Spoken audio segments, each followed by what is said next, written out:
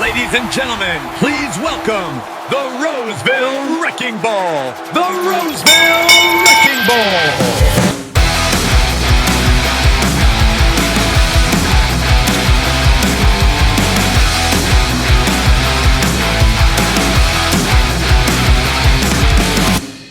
Joshua Shrum. He is a very talented steward, very knowledgeable. The Roseville Wrecking Ball. This is one of those podcasts where I listen to every episode. I love what he's putting out there. The Roseville Wrecking Ball. Josh Shrum. Parcels of knowledge. Does a fantastic job with that podcast. The Roseville Wrecking Ball. He is an Article 8 scholar, and thank God. We need Article 8 scholars right now. Tune into the Parcels of Knowledge podcast while you're on the route. That's the mailman's playbook, brother. Good morning and welcome back to Parcels of Knowledge, the podcast dedicated to delivering knowledge to the city letter carrier with your host, the Roseville Wrecking Ball. Today we have a Wrecking Crew Wednesday. We're not going to do the normal format because I don't have my computer with me, or I do, but it's not. We're here at the convention, and we just spent a grueling, how many hours, guys? What was it? Like 8.5 hours doing business, and we're a little bit tired, but today we're going to do Wrecking Crew Wednesday, and it's going to be about our experience at the convention. So I'm just going to do the normal format where I go around. We're going to introduce ourselves, then I'll ask the first question. So I'm going to go around. Would you like to introduce yourself, please? My name is Obadiah Batten, current the Formula and steward of Williamsburg, Virginia, branch 496, Richmond, Virginia. Okay. And you? Rick Steiner, branch 182, Dayton, Ohio, shop steward, Formula rep. My name is Philip J. DeJulia III. I'm out of Philadelphia, Pennsylvania. I am first-year food drive organizer for Philadelphia and otherwise a rank-and-file candidate and the loser of the latest shop steward election. Chris Angeloff, Youngstown, Ohio, branch 385, Formula A, TA in our for arbitrations, and also our branch EEO coordinator. Hey, it's Jamie Gregory from branch 2819, Acredale shop steward, Virginia Beach, Virginia, and owner of some kick-ass chucks. I'm John Murphy from branch 358, Northeastern New York, Formula A, and director of city delivery for my branch. Edmund DeVore, branch 24, the host of the convention, alternate shop steward. And today we have a special guest who's not part of the Wrecking Crew, but he's an honorary guest of ours. Guy Pajorski. I'm a branch 3126 retiree from the Royal Oak, Michigan. So you get a Gummer's point of view. All right. So that being said, we're going to do our normal line of business. We're going to go back around. Only three of us have the dress code, the official shirts of the Roseville Wrecking Ball. But anyway, we're going to go backwards. So we just go back and forth. So you're welcome to say your name before you say your answer, because some people did put in the input, by the way, that they would like to hear the name before they answer. So you can say your name several times, I guess, if you feel like it. But I'm going to go back around, and the first question is going to be a very general question. We're probably going to do 4 to 5 questions in total. The general question is, how has your experience been at the convention so far? Well, I've been yelled at, but I've been told that I'm doing something wrong, so I corrected it. They said I should be recording. I posted something on Facebook. I don't know.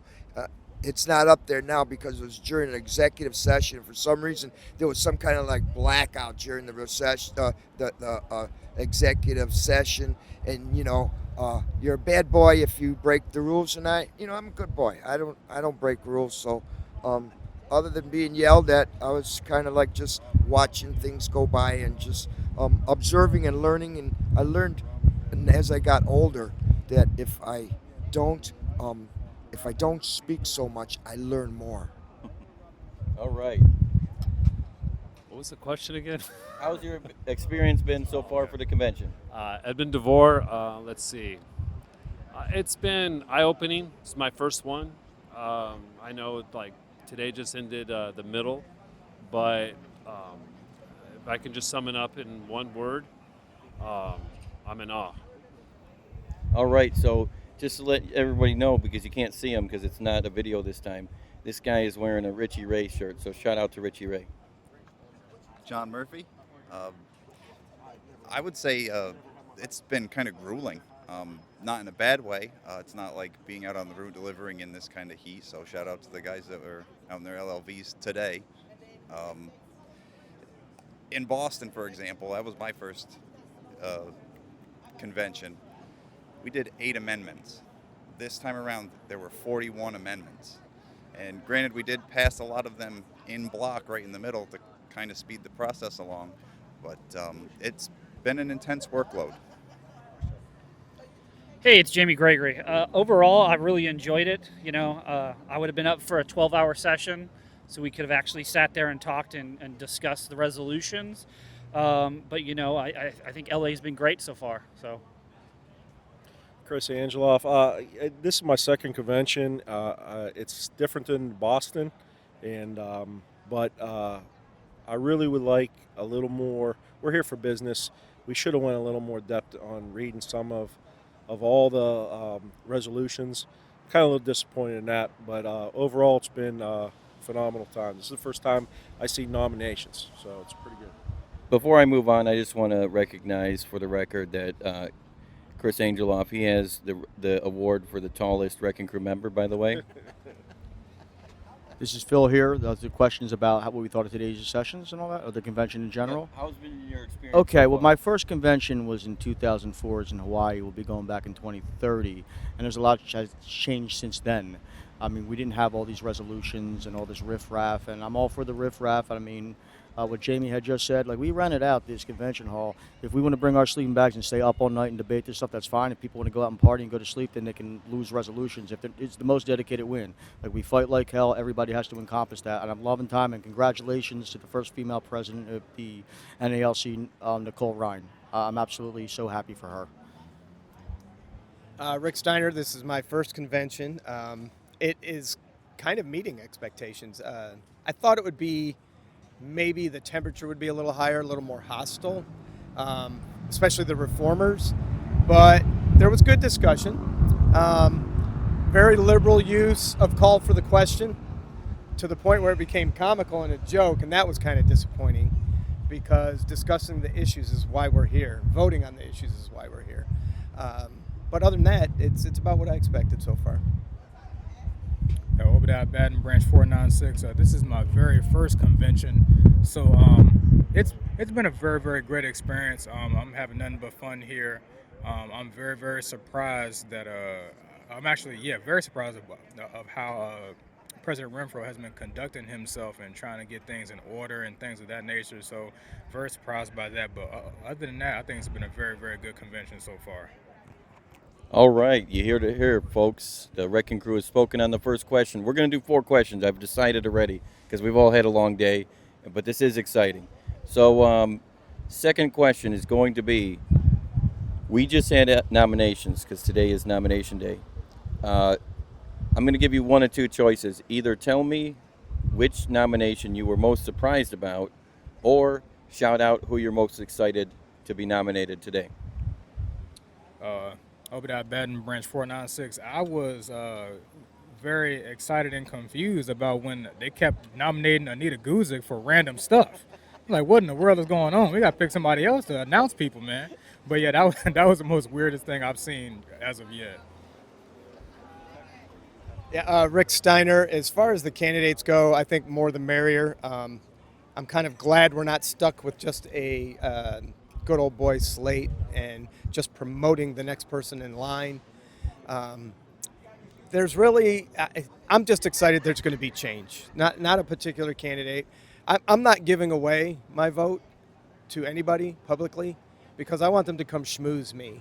I want somebody to, look up Rick Steiner and say, what do I got to do to get your vote? So I'm not publicly leaning towards any one individual or any one slate. But, it was exciting. It was exciting. shocked me, surprised me. I think all the candidates are qualified and they're energetic. They all want to be here because they all have a chance to win, whereas in the past, our incumbents pretty much had everything locked up. So I'm glad for the progress. All right. I love how we don't have to yield now because I don't have to turn you on mute. This is Chris Angeloff. As far as today, I can't. I have to follow up Rick's. Go work for my vote. I think I know who I'm voting for throughout the whole ticket, but it was kind of cool to see some of the positions. There were multiple members running for like president. There's multiple candidates, and there's 3 acclamations. I think there was 3. So I mean that's cool. There's people from different sides, different viewpoints going to get in there. All right, before I let the next speaker rise, I do want to recognize the fact that no offense to anybody else, but he's got the coolest Wrecking Crew tattoo.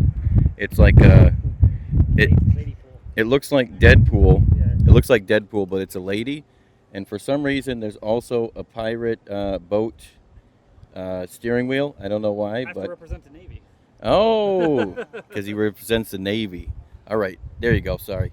Hey, this is Jamie Gregory. I want to break the rules a tiny bit and give my political answer, which is my branch secretary who's running for AFL-CIO delegate, Jamie Drayton Bay. So if you hear this, you can't kill me now. But I'm also giving my honest answer. I'm excited to see Corey Walton actually get nominated because I think a lot of what's been happening, he's the root cause of a lot of this. So yeah, His applause was the loudest. Yeah. John Murphy here. The short answer is I'm really glad that we actually have developed what seems like an actual choice. It's felt like we really had only 2 camps to pick from. Brian Renfro didn't mention his run for candidacy again, and it's nice that there's actually people on the table that you can kind of pick and choose from. The person that I'm most excited that was in nominations today happens to be my NBA, Mark Camilli. Mark has put a lot of time and effort into developing people like me.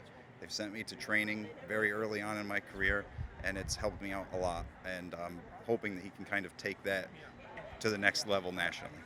All right, we're going to go back to this brother because we skipped him earlier. Yeah, I had to step out of rotation. As you know, I'm from Philly, and to be blunt, interestingly enough, serendipitously enough, the individual that I am most excited for the nomination of just stepped up, and she actually, we were having our special dinner for our engagement, myself and Julie, and that happened Monday night back at the JW Marriott. And wouldn't you know who won the pony? It was none other than Elise Foster, the first ever female president of Chicago, and I think that's absolutely amazing that she just showed up there. So that's who I'm definitely most excited for. I mean, she's got a real future. She can go as far as she wants, and God bless her. And I just love how welcoming Chicago made me, especially when I toured their branch. They have an amazing branch. It's 2 stories, a gym, a beautiful union hall. Color me impressed. I'm still just marveled at this. That's all I got. All right. What's going on? Edmund DeVore. Well, as far as what surprised me, it's just everyone's been, I know the answer's been said, is multiple people, and I think the biggest one was 4 presidents being run, Lou Drass, Nicole Ryan, James Henry, and Mike Cariff, having 4. And I think the other one that I actually am really happy and proud to see is a bunch of Table 2 carriers, especially AFL-CIO, standing up. Big shout out to the stand-up slate. I know they've been working really hard promoting themselves. But all those, there was a lot of young people up there that I saw, and that makes me happy to see that. So, yeah. All right, now to our guest speaker. Guy Pajorski here again, and the thing is, I was impressed at the amount of people that were actively trying to run for positions. I posted the nomination minus Nicole Ryan because I came in late and I wanted to record it all, but whoever nominated Nicole, I missed that part. But I put it up on Noble's. I thought Noble was going to get nominated. I was wrong. He never did. But I put it on his post on his website or whatever, Facebook, and he got it up there. I put it on the other NLC, and I think they took it off already. But what I was impressed about the most is the fact that I was at the local yesterday at Branch 42. They had an MDA fundraiser, and Mike Cariff was there, and he was dancing. You know, they had a DJ, and I was impressed with that because he's a very personable guy. Henry was there too, but Henry kind of just sat around all the time. And, you know, I don't know if you like a dancer or if you want somebody to just sit, meditate, and observe what's going on. That I'm not sure exactly who I'm voting for. I like those two. I don't think I'll get. I don't think Lou's going to get my vote, or Ryan, only because I don't know. I know she's a hard-working lady, but I don't know too much about her. I would imagine if she worked at it really hard, she'd be a great leader. But I got to have somebody who's got to be personable and and have a feeling for the letter carrier job, because it's a hard work what we do. All right, so now we're on to the third question. The third question is, we're going to be asking you guys what amendment. You're going to have one of two choices again. Either what amendment that was presented today do you want to talk about that you either supported or denied, or alternatively, would you like to recognize a future amendment for the contract or legislative or general that you would like to recognize and ask people for that support for that particular one? And again, just like normal, you can skip if you don't have anything to say. So, starting with Guy. Guy, yeah, this is what impressed me was the fact that there was trying to make some corrections to the fact that what happens if should the president or the executive have the sole power to negotiate like they did in the last contract, because the last contract with the president absent for a while caused havoc, caused no fighting like hell, and it caused a delay that hurt letter carriers, because even though we got a retro on the cost of living, it still took time to get a settlement. So there was some amendments that were trying to change that. How much more power will the executive board have in future negotiations? But you know, I wasn't too impressed with the results though. But that was something interesting. All right. Okay, I don't have one. I can't think of a future one since you put me on the spot.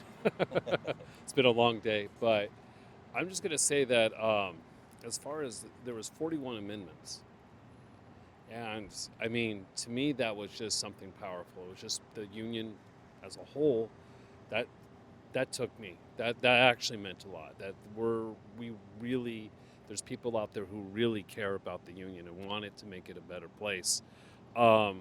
And as far as the results, you know, I wish there was some that went another way or what, but it was a vote. You know, we got there, we voted, and the results, you may not be happy with them, but that doesn't mean we have to stop, you know, fighting from there. Hello, John Murphy again. As far as the amendments go, my personal gripe, I'm not really a big let's change the Constitution guy. I kind of lean more in the direction of let's change the person. And we have that opportunity coming up very soon. I kind of felt that way in Boston too. I do think we're in a unique place where these 41 amendments that I think only in total we passed maybe 3, I think they'll kind of be historically remembered as the Renfro amendments, because dealing with all this is kind of unprecedented. All right. Hey, it's Jimmy Gregory again. So I'm going to go ahead and go with the ranked choice voting. You know, I know there was a lot of bullshit that kind of went on with the question being asked to stop it. But, you know, I think shout out to President Rakestraw. I think she did a really good job making the argument for that. And that is one that I think going forward, I really think we could probably accomplish by the next one, because I'm of the opinion that more democracy is always better than less. So. All right. Hi, Chris Angeloff.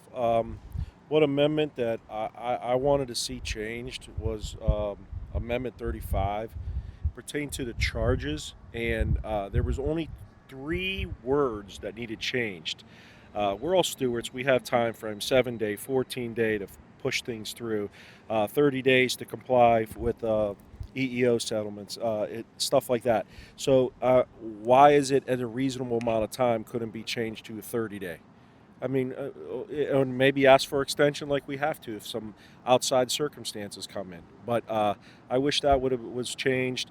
And the only other thing I don't like is in it with anything political, outside of the union talk and this talk, is I did see the point of when we voting on the approval or disapproval of the executive board.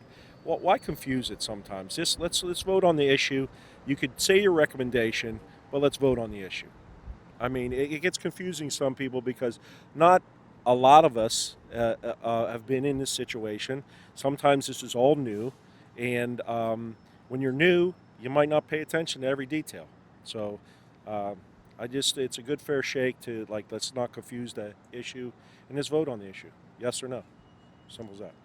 All right, I just want to recognize before the next person speaks that this is the person who had the proposal during the session. So, man, if you guys end up leaving early, don't worry about it because I know you're a busy guy and you got some things to do. So, Yeah, I'm going to be at Nicole Ryan's celebration fundraiser tonight. But, I have everything in my notebooks, like what I had wanted to say and about the resolutions, because that's my job as a delegate. So just to wing it, I mean, I want to talk about all of them, either ranked choice voting or limiting the powers of the president. Let's go with ranked choice voting. Now, when I was younger, I was really into the idea of ranked choice voting because there are some flaws with traditional voting, but it must be said that every president we ever had, both in the NALC and nationally in the United States, has been elected via traditional voting. So it's not the worst thing. We've elected some good presidents in both our union and also both and the United States.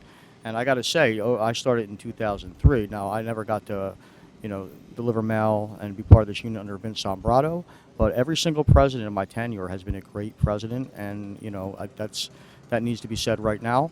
But anyway, ranked choice voting, that's a bad idea, and here's why. It's very confusing. It's almost voter suppression when it comes to older carriers or the technologically impaired, or perhaps even retirees. That's exactly what it is, and I think that's in this case what it's designed for. And there's a lot of mistakes that get made in smaller little communities that have the ranked choice voting because it's so confusing. And I have other reasons too, but I'll leave it at that because I'm going a little bit long. Now, I think a better solution would be something called approval voting, where you just vote who you like. There's no weight to it. There's no rank. And let's say there's 5 candidates, A, B, C, D, and E. Well, I don't like ACE, like ACE. I don't like ACE. But then I do like B and D. So since I like B and D so much, I'm just going to vote for B and D, and then whoever gets the most votes wins. That's a much better system. People can understand it. You're not going to make mistakes. It's not voter suppression, and that's the reality of the situation. Okay. Rick Steiner, I agree with Jamie Gregory on the ranked choice voting. I was really hoping to see that. It would speed up the process. It's not as complicated as people would think. I don't think people are stupid. They would figure it out. Also, the Robert's Rules of Orders. I'm now going to have to break out my book and start reading it. I think it's badly outdated. There's technology. We rely on somebody on a stage to interpret the volume of yays versus nays or nays versus yays. And then you have to go to a secondary procedure where you stand or sit. And then you have to go to a third procedure where we manually walk around the building and counting people. It's time to incorporate technology into Robert's Rules of Orders, and we should all be given a clicker or a QR code where we scan, and it takes us to a voting page. And you cast your vote, and digitally it gets collected, and it can be thrown right up on the screen almost instantly. It could probably tally in real time, and we would know the answers to all of these challenging questions, to motions, to yays versus nays. We could settle it a lot faster and move on with business. So Robert's Rules of Orders, just the basic orders for conducting your business, need to be revisited. Now, if we adopt Rick Steiner's changes, I would like to make a friendly amendment that if in the event of a tie, we should have a cage match between everybody who voted yes and everyone who voted no. I would use the elbow of education to win every time. Obadiah Baton Branch 496. I think the amendments, I really wanted to see people kind of go around the idea of posting the jobs for the executive council and the MBAs and stuff like that. I was very surprised that no one, not no one, but a lot of people opposed to that. If someone gets fired or whatever from an MBA position or any other NALC position, I think they should have those positions up on the members only page, and anybody who wants to do those positions, they should be able to see the salary and the benefits and all that stuff, and people can have that choice if they want to. And I heard somebody behind me that kept saying, well, we already got a process for that you can just call the MBA. Well, there's a problem with that. Not a lot of people know or see the MBA, but a lot of people do have that app, the NLC app, and that has notifications on there that go straight to your phone and say, hey, there's a position open, and anybody can go and look at it. Or if it's in your region, you can go look at it. So I'm very surprised that it got a lot of nays that nobody wanted to see that. But I really wanted to see the NLC be modernized and stop doing the good old boy system and hiding stuff of that nature. All right, so now we're going to be on to our last question, and this is going to be a complicated one because I just want to wrap it up. But I want 5 questions, but really we're going to go around only 4 times, so that's why. So the last question I think we should ask is, how would you gauge the facilitation of this event? How would you grade it? Is Brian Renfro being a good host? Is the people facilitating the classes doing their job very well? How is the hosting of the event so far in terms of the facilitators of each respective position? And you don't have to go through each position, but just say your opinion. And then last but not least, the objective question, is there anything else you'd like to add? And you can wrap it up with any shout outs you want. So first, do the first question. Rate the facilitation of this place. And second, then just wrap it up with a shout out to anything you want to say. Obadiah Baton Branch 496. Again, I think I answered this before, but I'm very, very surprised that Brian Renfro has been a very, very gracious host. It's very weird seeing how he was before, and now people was on his ass, and now he's acting all nice and stuff. And he's actually been very, very honest and truthful with a lot of the yays and nays and the volume that has been heard for the most part. So that's what I'm very, very surprised about. I'm glad he's actually finally doing his job because the membership was on his ass about it. I'm glad that the membership was on his ass about it, and I want to see that in the future of this union. But I want to give a shout out to all my people in Williamsburg, Virginia, and in my branch to give me this opportunity to be in my first ever convention, and hopefully I get more of these to come. And thank you for Jamie Gregory for letting me stay in his room, to be honest. Appreciate it. All right. 1 point for Brian. Rick Steiner, I want to back up Mr. Batten on that one. Brian actually ran the show pretty well. That might not be a popular opinion or popular thing to say. I made the comment 10 minutes into the first session to one of my branch mates sitting next to me that he looks relieved. His face looked different. He looked relaxed. He looked casual. And then he announced shortly after that he wasn't going to run or seek re-election. And I think that alleviated a lot of stress off of his shoulders. Physically, I could see it, the difference in him. He adjudicated over the meeting very well, chaired over the meeting very well. He kept the people at the microphone on point when they weren't on point. I thought he did a great job. Shout out to the video audio team that ran the convention too. Those people were hustling all over the place to get to the microphones and get people on video. They did a great job. Any closing thoughts and comments is I'm going to go back to my branch. I'm going to write an article for my newsletter. I'm going to do stand-up talks at the 3 offices I represent as a shop steward, and I'm going to encourage people to get involved. I'm not going to try and tell you how to vote, but educate yourself. It's out there.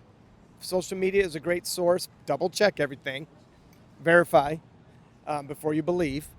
But please get involved. Don't just sit by idle and say the union needs to take care of this, because you are the union. Shout outs. Branch 182, everybody. A, thanks for funding my trip here. B, my AO, Xenia. Love you guys. Love all the carriers. Can't wait to get back and share all this with you guys. Washington Courthouse, same thing. I'm going to come visit you all. Gary, you should have been here. And Jamestown. It's only a 3-route office, but you guys will get a visit from me too, because I don't neglect the small offices. Thank you. Man, what a time to be a Renfro lackey at a time where Renfro is doing his job the best.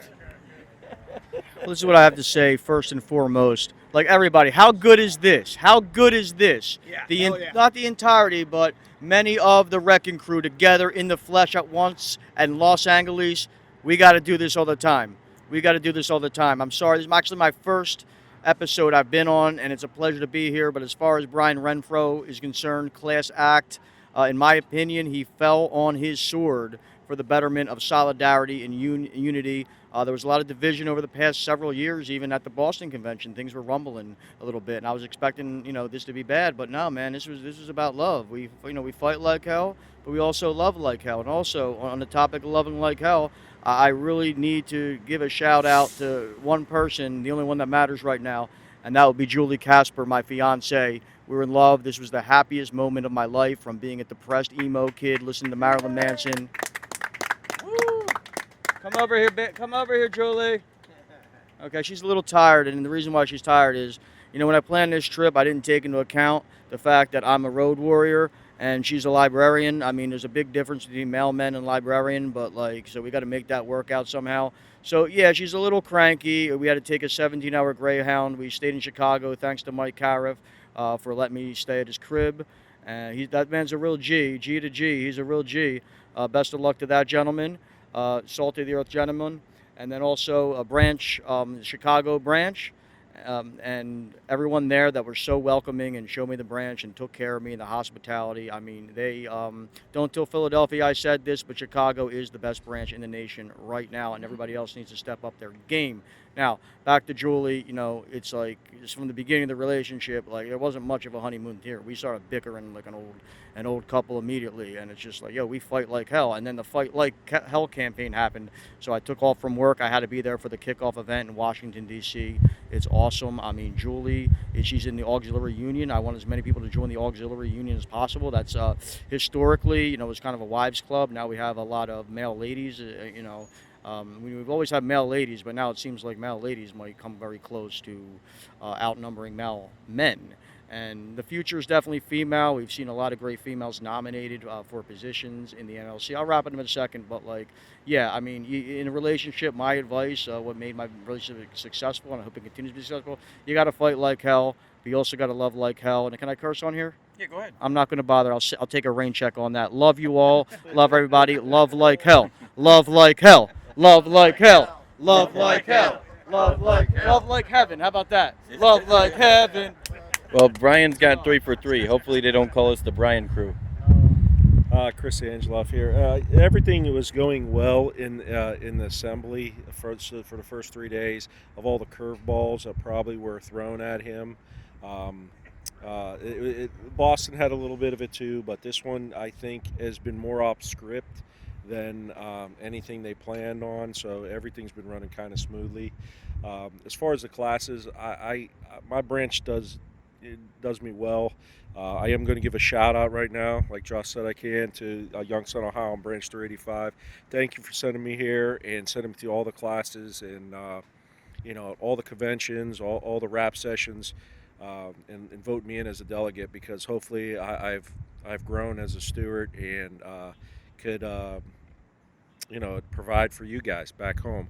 But the classes, I'm taking a couple things back, and hopefully we'll go from there. All right. Hey, this is Jamie Gregory again. I guess this is going to kind of become the Renfro Wrecking Crew right now because I have to agree with everybody. This is, I think, something a lot of us wish we had seen a lot more of. I'm not going to go into a bunch of details because I think other people did, so I want to do a lot more shout-outs. First off, I want to shout out, Branch 2819, everybody who's back home, especially Rob Young, who's holding it down. I also am going to shout out my NBA, Veda Preston, who, if you're in our region 13, you should vote for him. But also, I want him to keep in mind, if he ever sees my boy Obadiah Batten's Leadership Academy application, sign that off and send him up. I concur. Other than that, I was really glad we got to come out here and meet everybody. So, thank you, Josh. And, yeah. All right. So maybe John Murphy does have a point. John Murphy again here. Not that one. Yeah, not that one, the other one.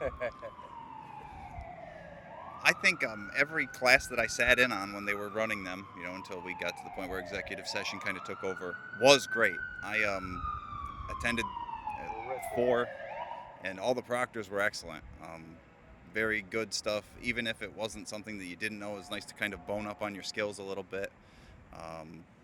Brian Renfro honestly surprised me. And it's funny because in Boston we had a contrast too with our former president, Fred Rolando. And it's still not quite on the same level as Fred. I mean, Fred Rolando is just kind of a different cat. Brian did do a really good job, and to kind of piggyback off of what other people said, I kind of wish this is what he was like all along. But I guess not running, there's a little bit of pressure off. Shout outs. First one, we're standing out here with a couple of military veterans. It was Veterans Day here at the convention. Shout out to all the veterans that came out. And secondly, shout out to my branch, 358 Northeastern New York. And specifically, all my coworkers back in Amsterdam, New York. You know who you are if you're listening. And the last shout I'd like to give is to my fiance Tessa, who has pushed me and has believed in me since I started with the post office. I couldn't ask for a better supportive partner. Love you, hon. All right. Make sure you know that it's at the 36 mark, 36 minutes, so that you can share that with her. I think Rolando has such good favor because he's got cool hair, kind of like Edmund DeVore. Thank you. Hey, Edmund DeVore out of Branch 24. So I'm gonna concur, with everything. I think the whole thing with him announcing, he's not running in front of everybody, that he knows that they're not fans of him. That takes a lot of courage. You looked at the whole body and you said, hey, I'm not running anymore. I think at one point he knows he's not very popular, but I guess he's going out in style in a way by doing that. I mean, he could have just said, no, I'm running, and made it even more difficult, but he's not doing that. So I have to give hats off to him on that.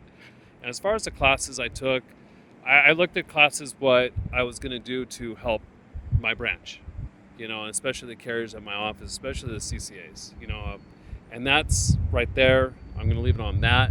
As far as a big shout out to all the CCAs, you guys, I know you get tired of hearing this. Hang in there. And actually, one last one, Branch 24. I was here Thursday all day putting together bags. I never wanted to see a bag again. And but I knew, again, it was the right. Hey, it was my week off. So, but no. In all seriousness, shout out to Branch 24 and Larry Brown. I mean, 36 years as president. I mean, the man's a legend in that sense. But again, thank you, Josh, and a shout out to everyone here at the convention. Anybody I passed treated me with kindness, and that's another thing I wanted to point out. Sorry, I promise this will be it. People wearing different buttons, supporting different people, and it was just, they smiled and said hi.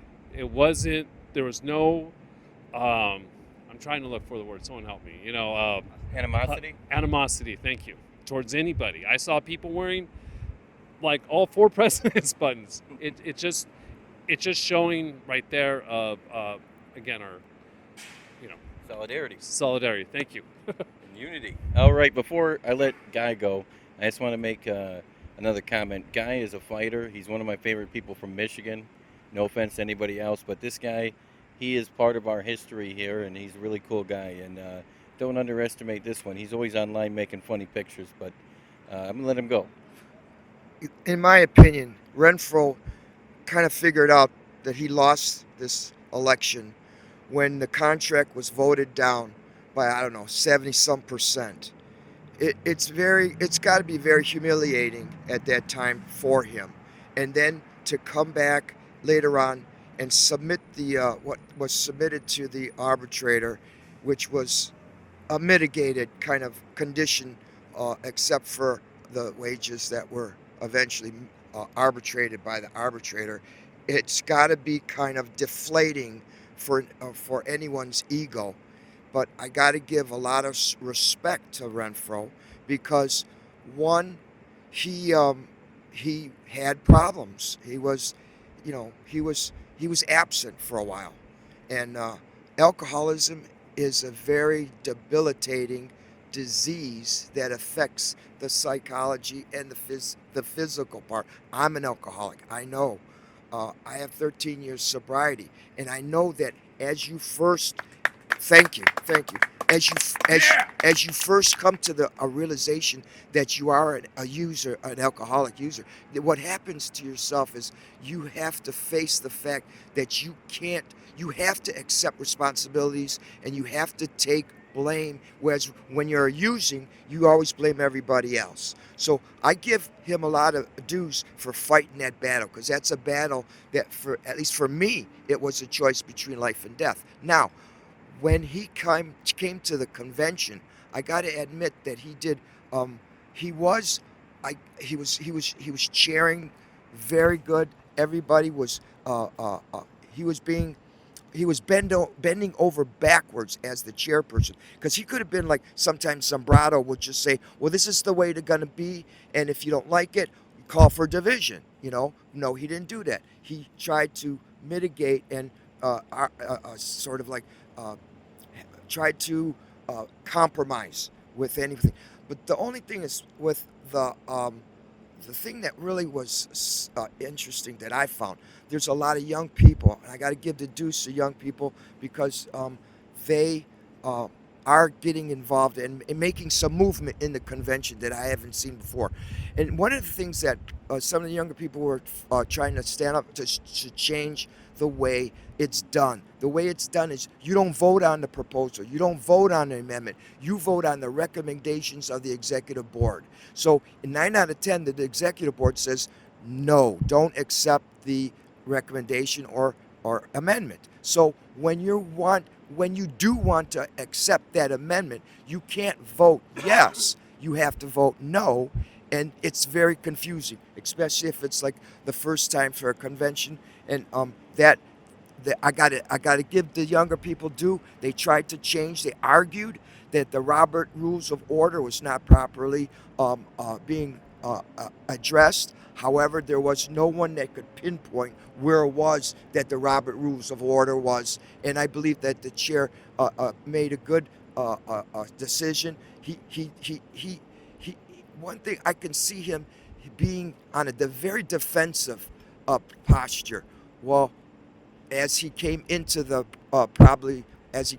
convention, but the fact that he's not running again, he's able. I can see he doesn't have to be defensive. He could be more open-minded. He doesn't have to worry about his political career. He can now be a good host, not just a host, a facilitator of a body that can be very confusing. They can be very argumentative, and I think he did a great job in mastering everything so far. And also the classes that I took, a lot of information, very good. And I have I've taken already 3 classes, and every class I take, everybody was there. The turnout was amazing. 7:30 in the morning. There's a crowd of letter carriers hungry for knowledge and they got knowledge in those classes. So I'm impressed a lot with this convention. I think it's being done properly, and I think the Renfro is chairing in a very like a maestro, not a maestro like Vince Sombrado used to do, but more of a maestro that was more open to letting everybody get theirs in before the body, which was the ultimate decision maker, made the decision. That's it. All right, so let's wrap this up because it looks like they actually locked us in. So I guess we're forced to start the next convention day. Do you see that? The fence is. But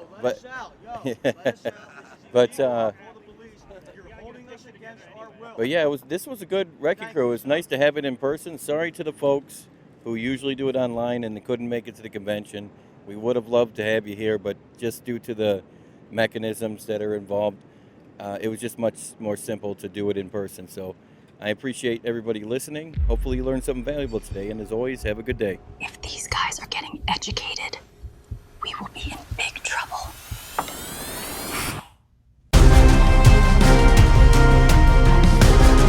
Management's been weighing you down like a bag of wet catalogs, but you don't gotta take it. You strap on the elbow of education, dig it? Ladies and gentlemen, please welcome the Roseville Wrecking Ball. The Roseville Wrecking Ball. The Roseville Wrecking Ball is an Article 8 scholar, and thank God, we need Article 8 scholars right now. The Grievous Genius and the Roseville Wrecking Ball doing amazing work. Tune into the Parcels of Knowledge podcast while you're on the route. That's the Mailman's Playbook, brother.